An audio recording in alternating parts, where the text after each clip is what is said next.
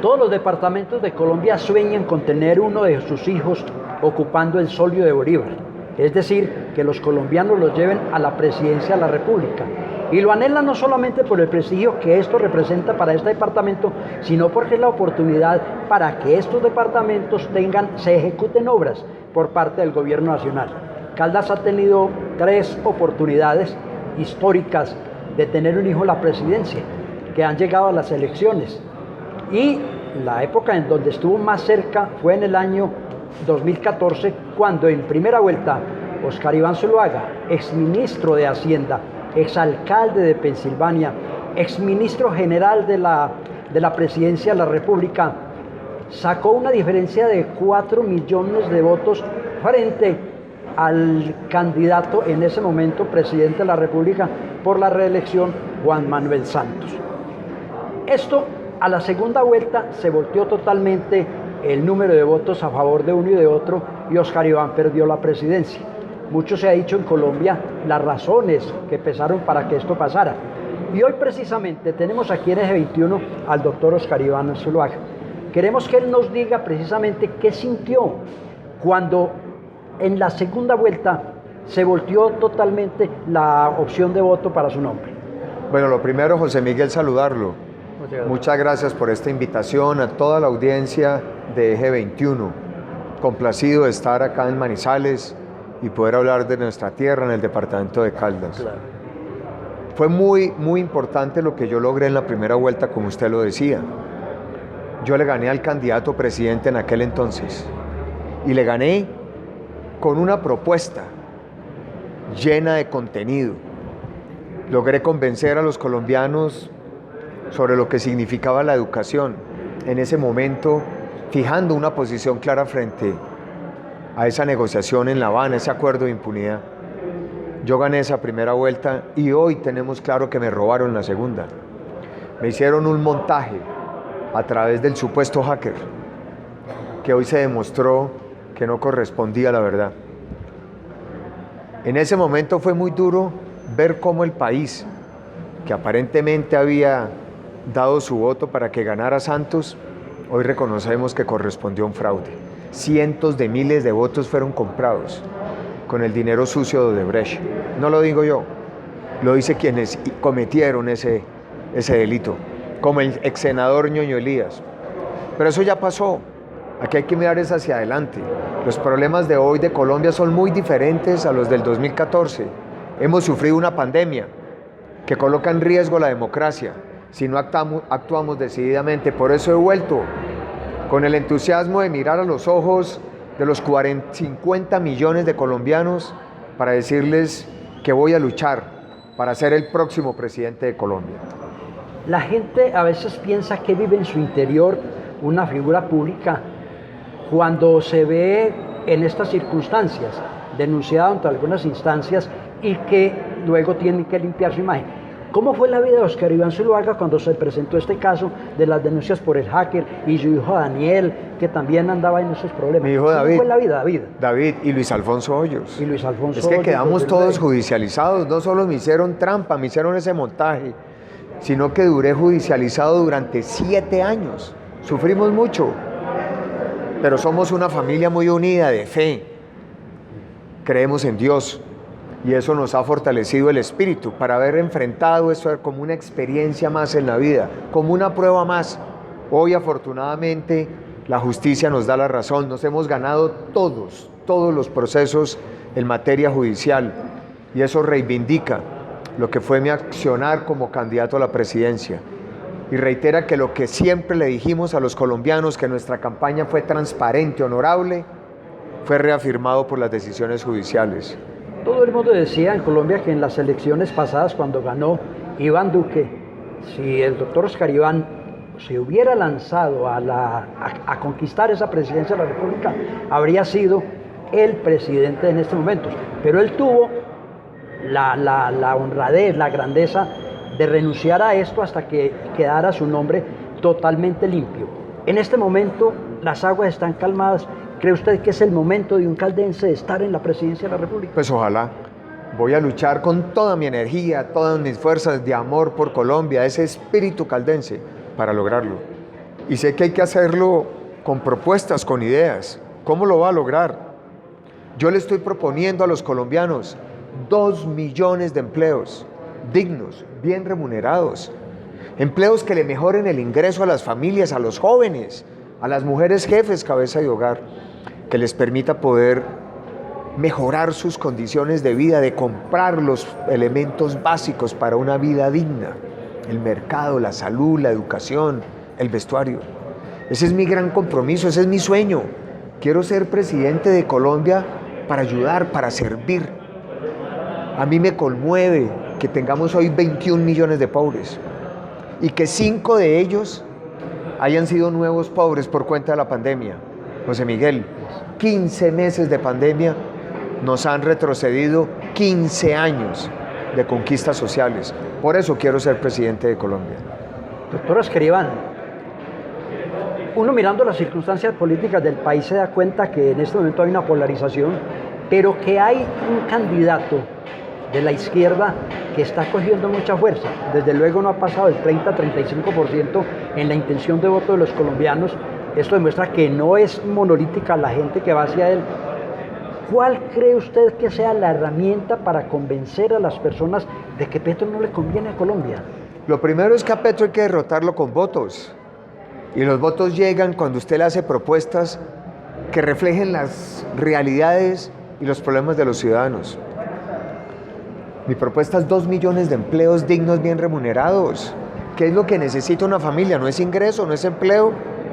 Mi propuesta es que todos los niños y niñas de Colombia entre los 0 y los 5 años puedan tener educación, cuidado y alimentación. Que van a sentir esas millones de mamás que hoy son cabezas jefes de hogar, que hay un Estado que les educa y les cuida a sus niñas y a sus niños.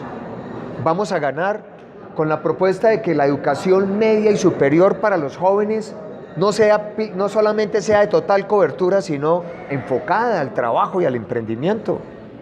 Que esos jóvenes salgan del bachillerato con bilingüismo básico, con doble titulación, que puedan recibir formación en áreas como la digitalización, la tecnología, la automatización. ¿Sabe cuántos empleos de jóvenes necesita Colombia? En los temas digitales hoy 200.000. Nos vamos a dedicar a prepararlos para que vayan a generar ingresos. Quiero ser presidente y voy a ganar con una propuesta de transformación del sector rural, por vernos un gran productor y exportador de productos agrícolas. ¿Sabe cuánto le podríamos exportar a la China en los próximos 5 años, José Miguel? 5.000 millones de dólares en nuevos productos agropecuarios. Eso es lo que yo quiero proponerle a los colombianos y con esas propuestas vamos a obtener los votos necesarios para derrotar a la izquierda y quitarle ese fantasma a la democracia colombiana. Doctor Oscar Iván, el colombiano del montón, el de a pie, el que anda por las calles, se preocupa mucho por la inseguridad. Usted sabe que las cifras o las estadísticas que se están revelando en el país sobre asesinatos, sobre secuestros, la manera como lo están haciendo, tiene a la población asustada. ¿Cuál sería su propuesta central para solucionar este problema? Garantizarle seguridad al pueblo colombiano. Ahí nos impone un nuevo desafío y un nuevo concepto de autoridad. Son 2 fenómenos. El primero, el terrorismo urbano, el de los vándalos, el del bloqueo, que busca generar el caos y la anarquía. Terrorismo urbano que proviene de una alianza entre disidencias de las FARC, el ELN y el narcotráfico. Una amenaza grande para las ciudades. Colombia toda su vida enfrentó terrorismo rural, pero hoy el desafío es terrorismo urbano. Y eso hace muy exigente la autoridad. Inteligencia, ciberseguridad, profesionalización del SMAT, una presencia del ejército en las calles cuando se requiera como fuerza disuasiva. Y un segundo fenómeno es el de la delincuencia. La delincuencia que se alimenta muchísimo desde el microtráfico, desde la ilegalidad.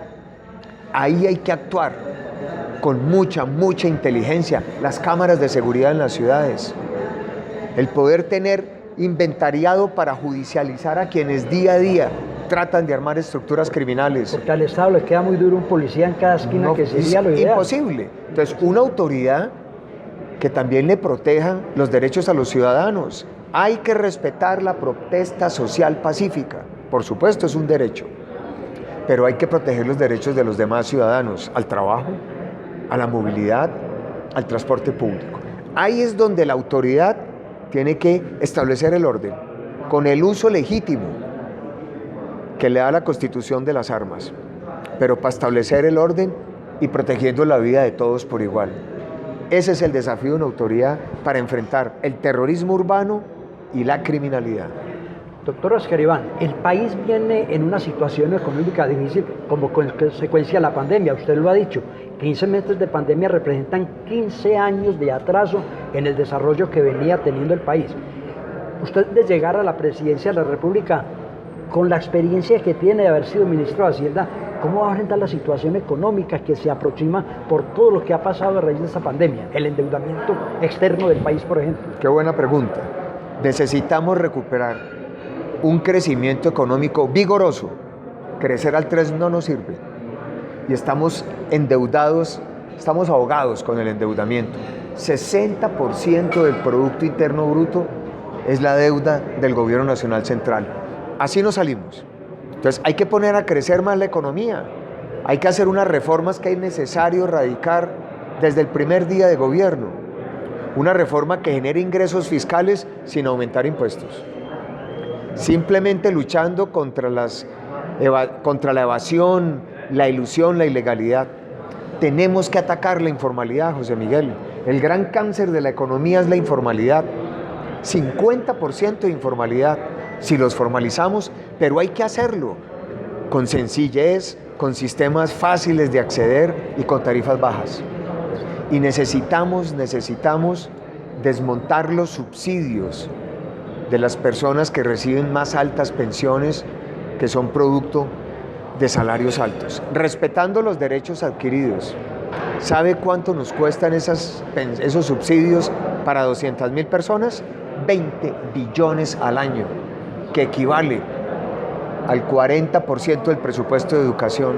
Y lo que es más grave, mientras estos 200.000 reciben 20 millones, tenemos 1,5 millones de colombianos mayores de 65 años que viven en la pobreza o en la pobreza extrema, y la mayoría viven en el campo y en el sector rural. Eso no es justo. Respetando los derechos adquiridos, hay que acabar hacia futuro los subsidios en las pensiones de más altos ingresos. Ahí vamos a tener una deuda sostenible, un crecimiento vigoroso, y se crean las bases para generar los 2 millones de empleos dignos, bien remunerados. Doctor Oscar Iván, la firma del proceso de paz no fue la panacea que muchos colombianos esperaban, que se iba a acabar la violencia, que se acababa la guerrilla. Hemos visto que el crecimiento que tienen estos grupos armados después de que se firmó esto. ¿Cómo actuaría usted frente a estos nuevos movimientos guerrilleros que están surgiendo, que están haciendo difícil la vida en Colombia? ¿Y estaría dispuesto de pronto a firmar o a llegar a un acuerdo de paz, una negociación, en el caso de que llegue a la presidencia de la República, para que haya otro proceso de paz que reincorpore a toda esta gente que está por fuera? Yo en el 2014 fui el gran opositor a la negociación de La Habana. Siempre hemos dicho, fue un mal acuerdo, con impunidad total para las FARC. Pero así como lo planteamos, con esa claridad, debo reconocer que en las circunstancias de la Colombia de hoy no es políticamente viable reversar esos acuerdos. Las prioridades para el país hoy son tan grandes después de la pandemia en materia social y económica, que a eso debemos dedicar nuestros esfuerzos. Lo que sí hay que hacer es plantear unos ajustes. ¿Cuáles son? Primero, las condiciones fiscales de hoy son diferentes a las del 2016 cuando se firmaron los acuerdos. Hay que ajustarlos a las realidades fiscales del país hoy. Segundo, hay que exigirle a las FARC que cumpla lo que prometieron en la entrega de bienes para reparar a las víctimas. No lo han cumplido. Y tercero, hay que lograr que quienes cometieron crímenes atroces y delitos de lesa humanidad, hasta que la JEP no los condene y no paguen la pena que les debe establecer la JEP, no puedan llegar al Congreso de la República. Ahí me abre usted paso para hacerle una pregunta ya finalizando este conversatorio para Eje 21. El expresidente Uribe, en el famoso diálogo que obtuvo en su finca, con el padre de Rux, propuso una amnistía general para los colombianos. ¿Usted estaría de acuerdo con eso frente a las críticas que han surgido por parte del Contralor y de algunos líderes políticos, del fiscal? Bienvenida a la propuesta, me parece interesante discutirla porque el corazón de la propuesta es que hay total impunidad para las FARC. Entonces, ¿qué va a pasar en una futura negociación con el ELN? Me parece que hay un punto en el que hay que reflexionar, pero le voy a decir con toda sinceridad, yo no veo fácil la ruta jurídica, hay que estudiarla, porque tiene muchas implicaciones desde el punto de vista penal. Habría que pensar si eso se va a asociar más a temas políticos. Creo que la propuesta hay que discutirla, pero advierto que veo muchas dificultades jurídicas y legales para hacer viable su implementación. Finalmente, ¿qué calificación le da usted a la gestión que ha venido realizando precisamente Iván Duque en la presidencia frente a las circunstancias difíciles que le tocó asumir en estos años de la pandemia, un paro nacional, todo esto? ¿Cómo califica usted la gestión de él? Reconozco muchas cosas positivas. Caldas ha hecho una inversión extraordinaria. Es el presidente que más se la ha jugado por Aerocafé. 500.000 millones. Lo que ha hecho en materia de vías principales, autopistas, las obras de Pacífico 1, 2 que afectan positivamente tanto a Caldas, la transversal que nos comunica con Antioquia, las vías secundarias y terciarias, el programa Ingreso Solidario que ha beneficiado a más de 60.000 personas en Caldas, programas como la devolución del IVA, el apoyo al empleo. Hoy la economía se está recuperando, va a crecer este año el 7.5%. Tengo fe que el presidente va a ir mejorando el reconocimiento en las regiones, en la ciudadanía, de las cosas positivas que ha aportado su gobierno al país. Última pregunta. Usted es una persona que quiere mucho su pueblo. Todos los caldenses tenemos eso que amamos a nuestro pueblo. De llegar usted a la presidencia de la República, va a viajar con frecuencia a su tierra, ese Pensilvania que tanto quiere, donde inició su carrera política siendo concejal y alcalde. Por supuesto que será mi sueño. Regresar como presidente a mi pueblo Pensilvania, pero no solo a Pensilvania, a todos los municipios de Caldas. Bueno, a las personas que siguen a Eje 21, estas entrevistas de José Miguel Alzate, semanalmente hoy hemos tenido un personaje de talla nacional, un personaje que ya propuso su nombre para ser candidato por el Partido Centro Democrático a la presidencia de la República. ¿Es fácil el camino o es difícil? La política es una carrera de obstáculos. Y como decían los abuelos, el camino es largo y culebrero, pero hay que tener la audacia de la serpiente.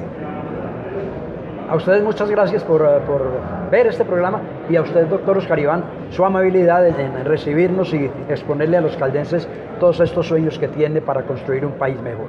Gracias, José Miguel. Le invito a que nos unamos todos los caldenses para construir entre todos la Colombia que queremos y nos merecemos.